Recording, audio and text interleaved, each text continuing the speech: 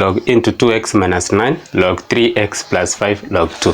So at this point here we need to introduce log on 1. We know so well that log 10 is equal to 1. So this point here we write log 10 plus log into 2x minus 9 equals to log into 3x plus 5 minus log 2. So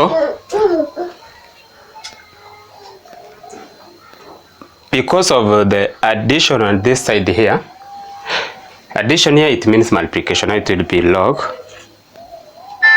into 10 close the bracket equals to log into, because of the minus here it means division, that is now 3x plus 5 over 2.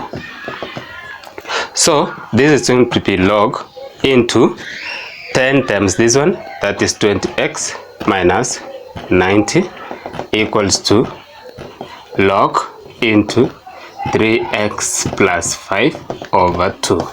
So at this point here we don't cancel the logs, but we drop them. I hope there you understand me. We drop them.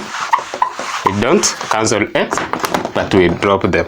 So what we are going to do here, let us drop log. Just drop log. We drop them rather than cancelling. You drop them. So it will be 20x minus 90 equals to 3x plus 5 over 2. Now I need to remove this 2 from here. I can multiply 2 on this side, multiply 2 on this side. So it will be 40x minus 180 equals to 3x plus 5. So if it is 3x plus 5, the next step we are going to do here is, let me correct the like terms. That's 40x minus 3x equals to 180 plus 5, whereby it is 40, that is 40x minus 3x, we get it is that 7x equals to 185. So I need to remain with x. For me to remain with x, I divide here by that 7 divided by that 7.